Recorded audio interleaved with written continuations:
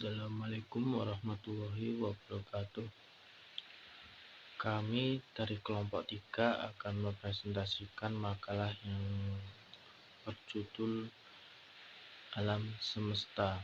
Anggota kami yaitu saya, Andi Kurniawan, dan Fahmi Sidik. Yang pertama, kami akan membahas tentang alam semesta dalam Quran. Terdapat ayat dalam Al-Quran yang menjelaskan bahwa proses penciptaan alam semesta terdiri dari 2 tahap. Pada surah Fussilat ayat 9-12, yaitu 2 tahap itu yang pertama, alam semesta diciptakan dalam Tuhan, atau arti lainnya dari Tuhan itu adalah asap. Yang kedua, terpecahnya asap menjadi berbagai benda-benda langit. Al-Quran juga berbicara tentang alam semesta meliputi segala sesuatu yang ada di langit dan bumi. Berbicara tentang alam semesta ada lebih dari 1000 ayat, yang mana untuk membuktikan kekuasaan dari ilmu dan kebijaksanaan tak terbatas yang Sang Pencipta yang bisa menciptakan, melenyapkan, dan mengembalikan ke bentuk semula alam jaga raya ini. Dengan begitu, ayat-ayat tentang alam semesta tidak dimaksudkan untuk memenuhi kebutuhan informasi ilmiah. Perlu dicatat dalam hal ini adalah, dan perlu digarisbawahi, bahwa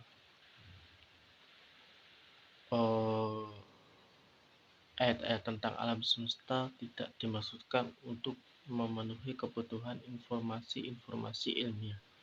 Nah, itu.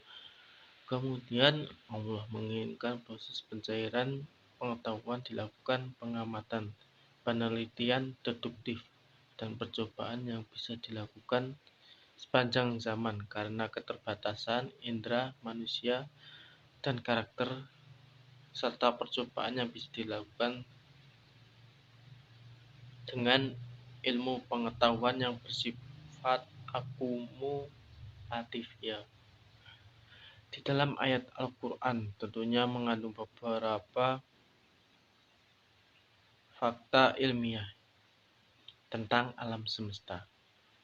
Tidak bisa diperdebatkan karena merupakan wahyu dari Sang Pencipta dan merupakan kebenaran yang mutlak.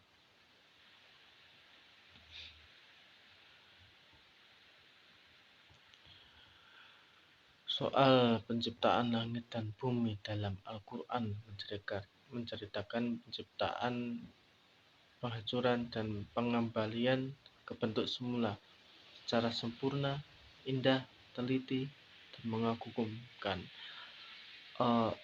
Ayat-ayat itu yang membahas tentang penciptaan langit dan bumi dalam Al-Quran ialah Al-Waqiah ayat 75-76, dan yang lain bisa dilihat dalam makalah serta arti-artinya. Nah, itu memiliki penjelasan lanjut. Dan dalam Al-Quran itu terdapat mukjizat yang kekal abadi sepanjang zaman, hingga bumi dan semua yang di atasnya kembali kepada Allah Subhanahu wa Ta'ala. Kemudian masuk dalam pembahasan yang kedua, proses penciptaan alam semesta dalam Al-Quran. Nah, mengetahui proses penciptaan alam semesta dalam Al-Quran dapat ditemukan ayat-ayat yang tersebar dalam beberapa surat. Informasi itu bersifat garis besar atau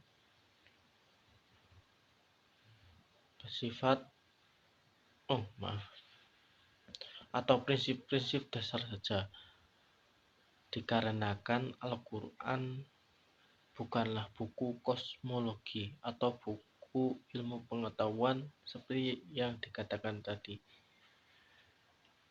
bukan buku ilmiah. Yang menguraikan penciptaan alam semesta secara sistematis, sehingga menimbulkan banyak interpretasi dari para mufassir maupun filosof terhadap kandungan ayat-ayat yang dimaksud. Saya akan mengemukakan pendapat dari Hasbi As-Siddiqi yang mempunyai teori penciptaan alam teori penciptaan alam yang dikemukakan oleh ilmu pengetahuan sesuai dengan teori Al-Quran sendiri, seperti yang tersebut dalam surah Al-Anbiya ayat 30, bahwa teori-teori ilmiah yang sesuai dengan Al-Quran yaitu pertama, sebelum dijadikannya langit dan bumi, hanya terdapat zarah-zarah yang menyerupai kabut dan air. Kabut dan air itu yang menjadi unsur pokok terjadinya alam ini. Terus yang kedua, langit dan bumi mulanya adalah suatu paduan yang menghilangkan panas bumi agar manusia dapat hidup di atasnya. Udara yang bergerak dan terus berpindah-pindah itulah yang menyebabkan turunnya hujan yang membentuk laut dan sungai. Ketiga, yang dinamakan langit bukanlah planet, tetapi ruang yang tidak terbatas dan hanya Allah sendiri yang mengetahuinya. Dan ruang itulah yang menjadi tempat beredarnya seluruh bintang-bintang. Bisa dikatakan bahwa yang dikehendaki dalam 7 langit ialah 7 kelompok gugusan bintang yang masing-masing beredar menurut garis edarnya.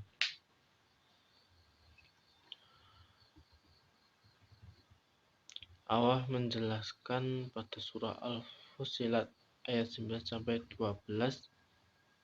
bahwa dalam proses penciptaan alam semesta terdiri dari 2 tahap. Yang tadi itu asap, itu yang pertama. Yang kedua, asap yang terpecah belah, kalau tidak salah seperti itu. Namun pada pembahasan kali ini, tahap pertama alam semesta diciptakan dalam bentuk asap atau nama lainnya Tuhan. Sama ini. Terus yang kedua yaitu galaksi. Bedanya ini, galaksi pecah dan menjadi bermiliar-miliar bintang. Untuk yang tahap pertama itu, Ibnu Katsir menafsirkan Tuhan dengan sejenis uap air. Terpecahnya asap menjadi berbagai benda-benda langit.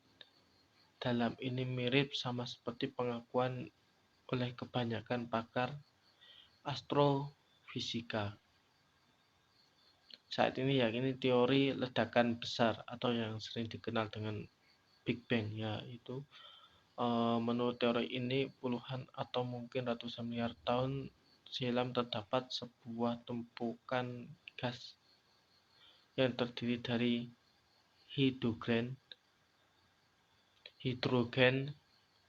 yaitu zat yang dikenal di luar bumi, dan helium, yang berotasi perlahan-lahan. Lalu gas pecah dalam suatu peristiwa yang disebut ledakan besar. Nah, pada kali ini ledakan besar disebut dua kali, yang dilanjutkan dengan membentuk benda-benda langit yang kini dikenal dengan galaksi. Nah, benda-benda langit tersebut beredar pada orbitnya, dan ada juga yang bergerak bebas. Nah, yang tahap kedua melanjutkan penjelasan tadi, setiap gas yang membentuk bintang pecah sebagai tahap ketiga untuk membentuk planet-planet yang mengelilingi bintang. Setiap bintang dan planet berotasi dan mengikuti garis edar. Ya, hampir sama seperti tadi ya, mengikuti orbit sedemikian rupa sehingga tidak ada tabrakan antara yang satu dengan yang lainnya. Semua itu merupakan sunnatullah, tanda-tanda atau hukum Allah yang disebut dengan hukum alam dalam istilah ilmiah. Nah, dalam surah tadi juga terdapat pengertian bahwa bumi diciptakan dalam 2 hari. Selama 4 hari lagi Allah menciptakan hiasan-hiasannya seperti disebut yang di atas. Nah, menciptakan segala bahan makanan, bahan pakaian, dan sebagainya yang dibutuhkan oleh seluruh makhluknya. Dalam ayat tersebut, Allah menyebutkan proses penciptaan bumi terlebih dahulu. Setelah itu disebutlah penciptaan langit dengan segala isinya. Sedangkan pada ayat-ayat lain biasanya terlebih dahulu diceritakan penciptaan langit, kemudian penciptaan bumi.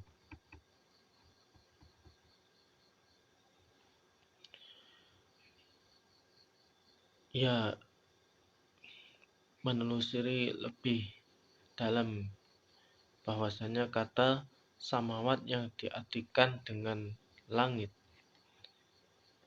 setidaknya memiliki 3 pengertian. Yang pertama, berarti awan seperti yang terdapat dalam surah Al-Baqarah ayat 164 sebagai berikut, yang berarti sesungguhnya dalam penciptaan langit dan bumi silih bergantinya malam dan siang, bahtera yang berlayar di laut membawa apa yang berguna bagi manusia dan apa yang Allah turunkan dari langit berupa air. Lalu dengan air itu Dia hidupkan bumi sesudah mati.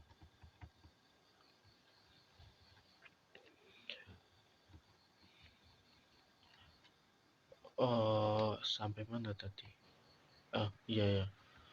Sesudah matinya dan Dia sebarkan di bumi itu segala jenis hewan dan pengisaran angin dan awan yang dikendalikan antara langit dan bumi. Sungguh terdapat tanda-tanda kebesaran Allah bagi kaum yang memikirkan. Yang kedua terdapat dalam surah Al-Insyiqaq. Langit bermakna benda seperti pada terjemahan ayat berikut, apabila langit terbelah. Nah, itu. Terus yang ketiga, langit juga bisa berarti sesuatu yang di atas.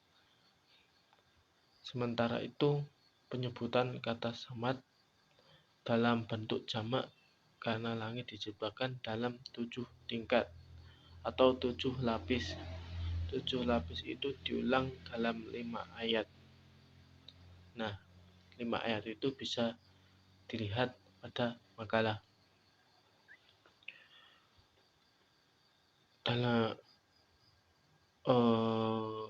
ya ada lagi, adapun arti adalah bumi yang menjadi tempat hidup bagi makhluk,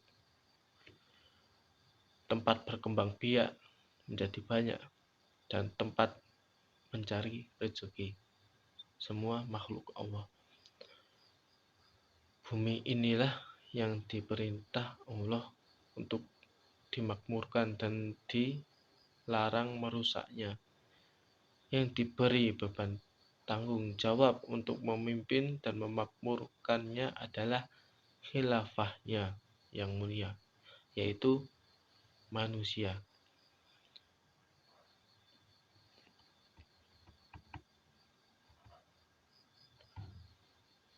Saya kira